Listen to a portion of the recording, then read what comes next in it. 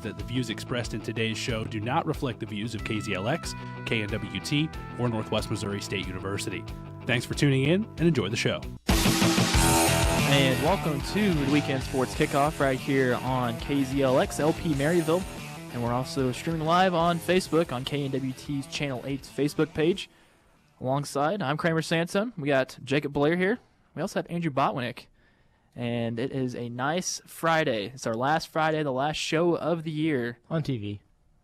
It's honestly going to be the last show of the year for at all because we have baseball games next week. So Good point. So this is our last show, so we hope you all enjoy this. So let's dive on into it.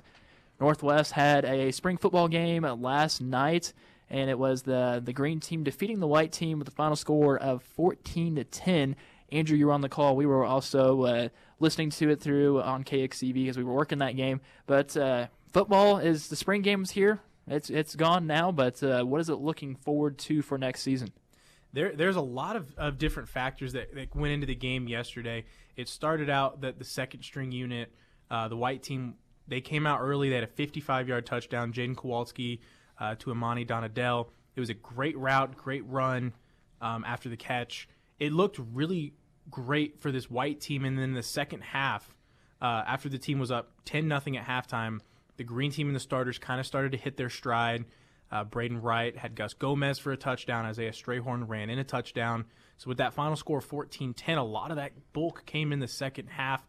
But don't be surprised if we see a bunch of quarterback switches on offense this season. There was a lot of different quarterbacks being shifted in and out. They had Kowalski in a couple plays.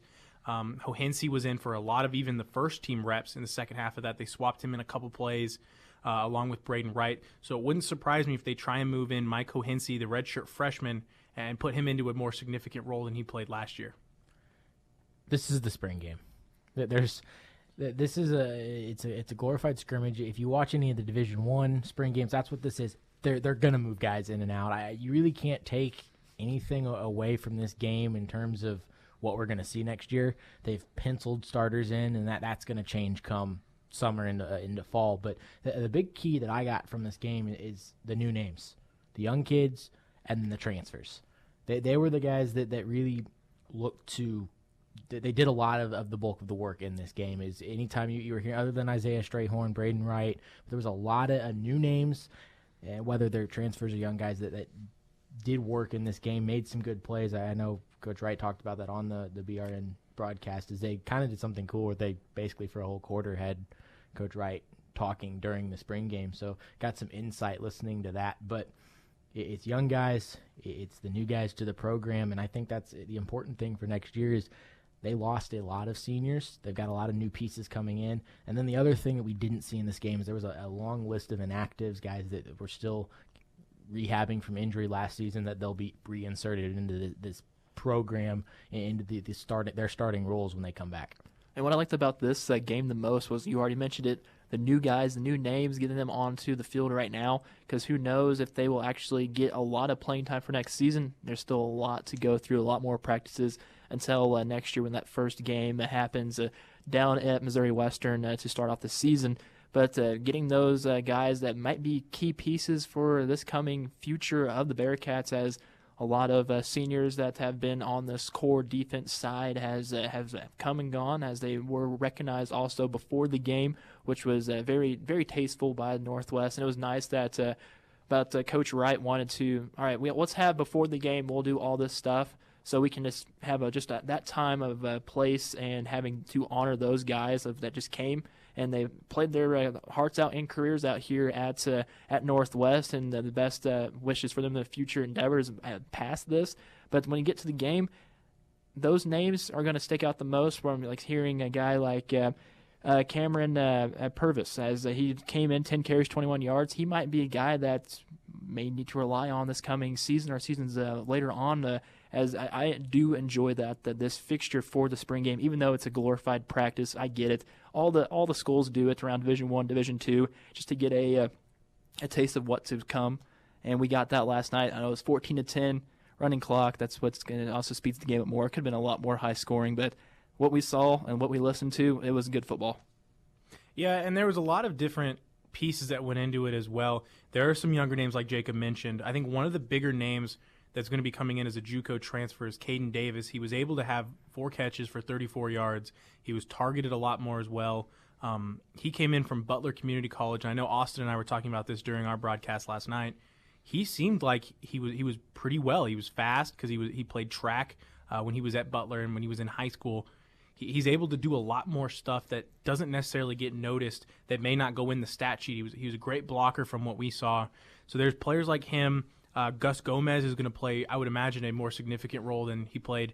But progressively throughout the season, last season, it got a lot more. He got a lot more reps in at wide receiver, and I imagine it'll be even more next season as well. Yeah, the other thing that I felt like, obviously I wasn't able to be there at the game, again, we were working it, but it just sounded like last year you had Braden Wright, you had Sean Bain, but then it was a lot of just kind of get a couple yards here and there, work your way down the field. There wasn't a whole lot of it. There were some explosive plays here and there, so some trick plays, but overall there just wasn't. If teams focused in on Sean Bain, you kind of took that big threat away, where some of these new names that have come in, it seems like there's a lot more explosive athleticism with these guys. They've got to reel in, their fundamentals a little bit, but athletic-wise, there's going to be more big play opportunities, and they might be able to open up this offense a little bit more. And being able to spread a defense out and opening up an offense, that actually might help, because we've seen a lot of Northwest running the ball as of the past 2 seasons, and being able to also have that arsenal of throwing it as well, it is going to make this team even more a bigger threat on offense.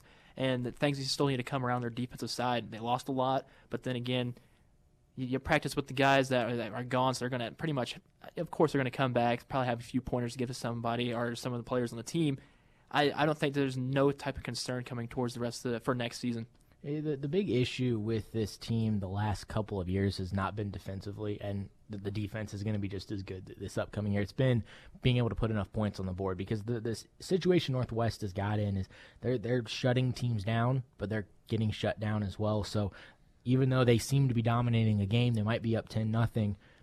The other team is always in the game. If they can open up that offense a little bit more, be able to score a little bit more points, that puts more pressure on their opponent and allows their defense to go to work a little bit more, rather than just kind of making sure their team stays in the game. They can go out and dominate a game, and then the offense can take care of business. If Northwest can, it's not like the offense was bad by any means. It was a good offense. They just, sometimes they got in a little bit of a lull. If they can get rid of that situation where they struggle to score points, put up a little bit more points, this is going to be a tough team to deal with. And going with that lull, the offense-wise, you saw that with Jaden Kowalski, 4 for 11 throwing, Braden Wright 5 for 16, Joe Brandon 3 for 7, then Mike Horency 0 for 1. It's still defense. They're trying to get their arms adjusted. This is a spring game, of course. These numbers probably really don't mean anything. It's a practice, and this is what happened. And of 14-10 was the green team's lead. I know usually during spring games it gets kind of difficult to call games-wise because all the different uniforms going in and out. As it's fun to watch, but sometimes it can get confusing. And I mean, I of course listening to it, it got some people confused on for John Coffey, but it's good. He knows what he's doing. It's actually the best thing about that was listening to Coach Wright and seeing that, hearing that background information, because at times he took over and started talking like being a coach, which is kind of interesting.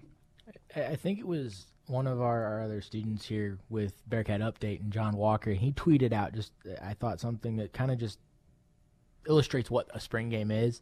He was like, some team is leading some other team 10-0 right now, and that's what the spring game is. They're rolling guys in and out. They're moving guys around. They're trying players in different spots. Some of these freshmen, they're still trying to figure out, okay, they're really good athletes, but where do we want to slot them? Are they going to be a linebacker? Are they going to be a defensive backer?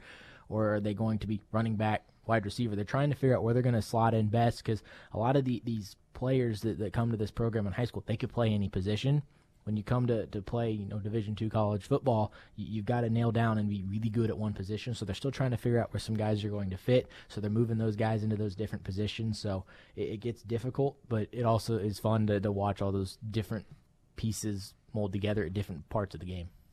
As the Bearcats will open up the 2019 season Thursday, September 5th at Missouri Western. The Bearcats' home opener is set for Saturday, September 14th at 1:30 against Washburn Ichabods. So that will be that for next season. So we have about, not 6 months, 8 months until opening day. I don't know. It's like 4, Kramer. 4 months? Wow, that's actually Good thing I didn't take math here in college. Good thing I'm a media student. All right, moving things on to other Northwest athletics. We have baseball going on as they have a 3-game series against Central Missouri. The first game was played on Thursday, and they won with the final score of 11-10. As see some of the pitching this time stepped up for the Bearcats as of late. When they go deeper into the innings, it seems like pitching isn't fully there, but then you got the bat still coming around as they usually when, besides I think it was the third game of the season, it was a time where the Northwest put up 10 runs, but they got the loss. After that, anytime Northwest puts up 10 or more runs, they are, I believe, 7-1. So if you produce at the plate, they will put more to it. And with this Bearcat baseball team, they have a total of 8 games left on the regular season. It's a 3-game series with Central Missouri coming up. They will play on Friday and on Saturday here, 4 o'clock for today and for 2 p.m. on Saturday. They'll have another game at Rockhurst at 6 p.m. on Tuesday. Then they have their final home series next week, starting the 26th, the Friday. That's going to go all the way through Sunday against Lindenwood. And then they're going to wrap up the season the week after that against Emporia State. So Bearcat baseball is still hanging around as in the MIAA standings right now. They are sitting at 7th on that as 14-11 record. They are tied with 7th with Lindenwood, but they are still in the hunt. They won it outright last year through the tournament, but then they kind of got beat after that. So there's a lot to go with this baseball team. And a lot of it's just been kind of some streaky baseball. They had a 6-game winning streak from the end of March until the first week of April. And then after that, they dropped 5 straight. So it was kind of balanced out after that. They finally gotten a win yesterday against Central Missouri, and that was an 11-10 game. And hopefully that means that the rest of the season they can finish out strong and potentially move up in the MIAA standings. And those close games that they did lose as a part of that bullpen situation, but Coach Lowe knows what he's doing, and he knows when the right piece to goes in. As baseball is a little bit odd. If you watch it Major League-wise, you go into the college level and now the Division II college level. It is a completely different pace. There's a lot more players who transfer from JUCOs, which JUCOs are the potential spot for players that they want to try to further their career into the majors or try to get drafted. But most of those JUCO guys now go to Division II. So Division II is a lot of offensive power bats.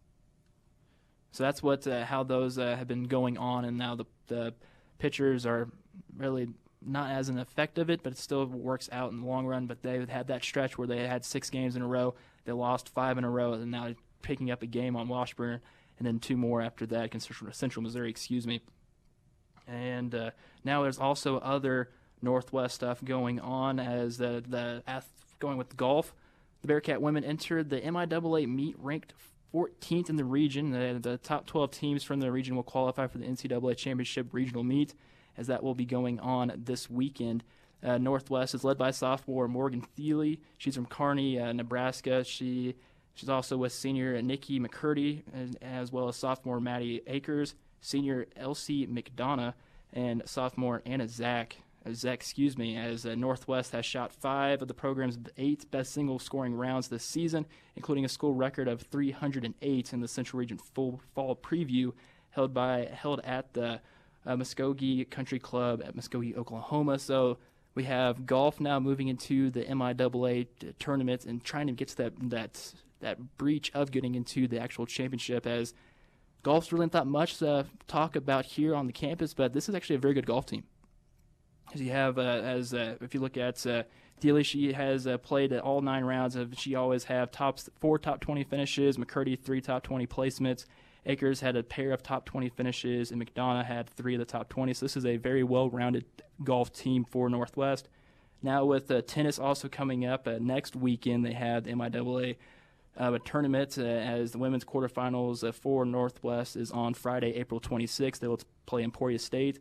The women's semifinal matches are on Saturday 27th, as the winner of the Northwest game will face the Southwest Baptist or Northeastern State.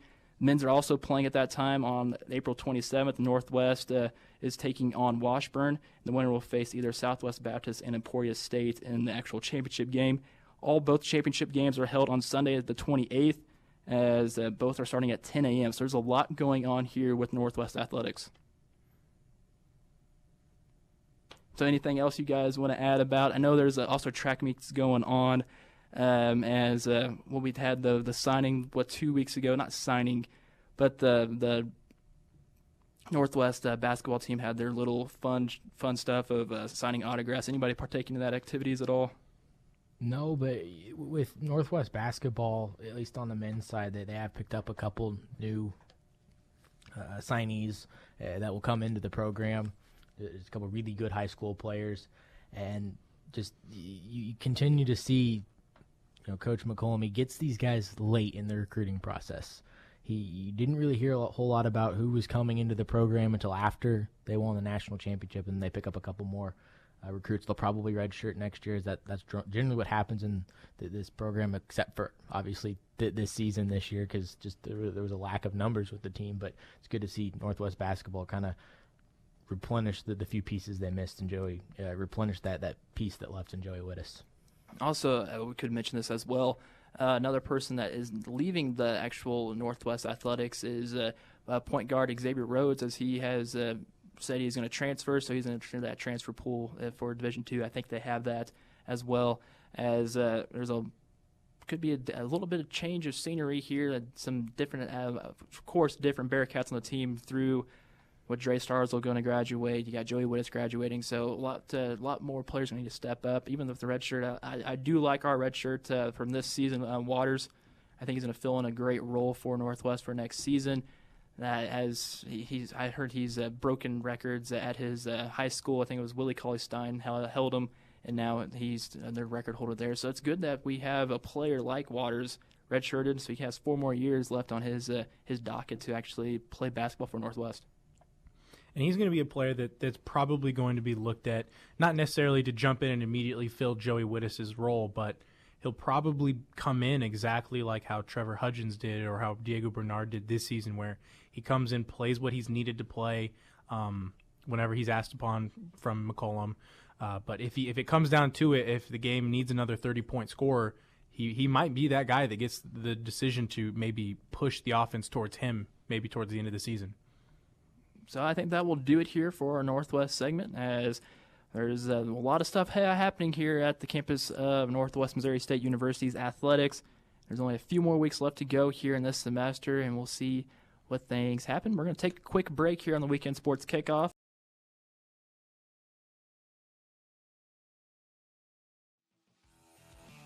And we're back right here on the Weekend Sports Kickoff. We're on KZLX LP Maryville, and we're also live on Facebook, KNWT's Channel 8. I'm Kramer Sandstone, along with Jacob Blair, Andrew Botwinick, and now joining us is Andy Johnson. How's it going, guys? Is this when was the first time? This is the first time this semester you've actually been on the Weekend Sports Kickoff. Yeah, this semester. Yeah. And it's the way to do it. One. Yeah, it's the way to do it. Yeah, you're graduating as well. Yes, Try to sir. get as many seniors as we can that are producing us, as we'll hear from Caleb Winslow as well as Anthony. He's going to pronounce his last name when he gets to me, because I cannot pronounce it. Sorry, Anthony. I know you're listening. Madrigal. Madrigal. I There said you it. go. I got But you. yeah, moving from that, NFL, Russell Wilson got paid. Got paid too much. I think it works because he's a great quarterback. What's the money? That's the reason why I think this is a great signing and a great extension there for the Seahawks. A 4-year, $140 million extension. I think 65 that's guaranteed, isn't it? I believe so, yeah. And it makes him... No, 65 signing bonus. $65 million signing bonus. And he beats out other quarterbacks, Matt Ryan from Atlanta, who initially was the biggest, most paid quarterback or player in the league, and beats out Aaron Rodgers.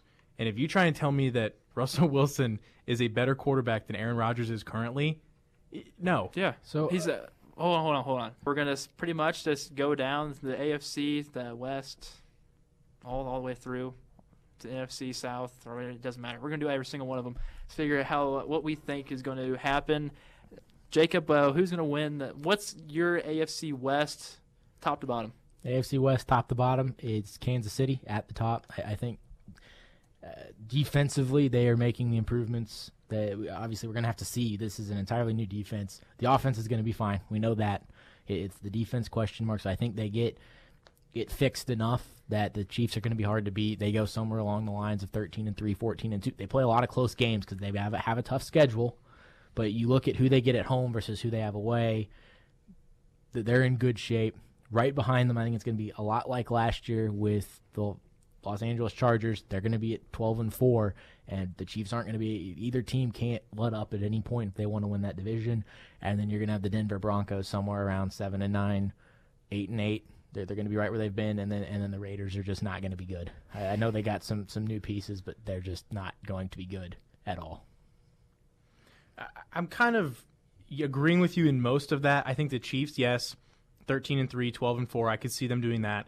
I think the Chargers take a little bit of a step back, maybe 10-6, but still winning the wild card. Still winning the wild card. Still get the fifth seed to go play their home game because they don't have one in their own stadium. Yeah. But I think that the Raiders potentially could make another move or two. I think that the bottom of the AFC West still stays close, but I think that's flipped. I think the Raiders get a 6-10 spot. I think the Broncos maybe take a step back from where they were last year, considering that we still don't know who's even in the running at their quarterback position now. I think that they, solely based off their defense, win 4 or 5 games this season. I have obviously I have Kansas City as number 1, but I also think it's going to be in LA, Kansas City, kind of back and forth like all season, just like last year. I'm with Andrew on this one. I think with the additions that Oakland has made with AB, I mean, you can't ignore AB. Like, regardless of his personality, like his performance on the field is just out of this world. So I think they move up a little bit. I think 7, maybe 6 games. I think that's what they're going to be getting.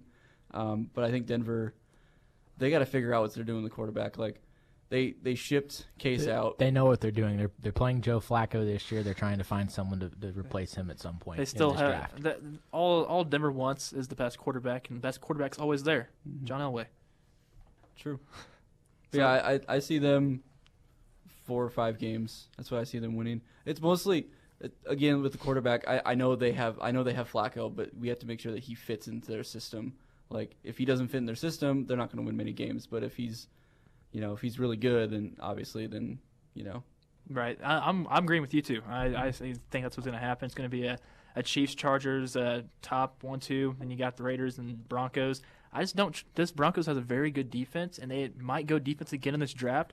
You can't trust Joe Flacco.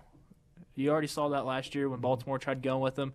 Granted, he got hurt, but he didn't make it back. You would think you're their guy. You get hurt, you're going to make it back. But nope, they sided with Lamar Jackson. They thought that was the better fit. I don't see Joe Flacco doing great in Denver, and they need to figure this QB situation out. Granted, you said they're going to wait till next season. It'd be nice to groom somebody like what the Chiefs did with Patrick Mahomes. They saw how we've seen what you would do if you have a good quarterback, draft a quarterback, have him like show him the ropes and see what happens. We already see what Patrick Mahomes done. So it's shown that it's worked.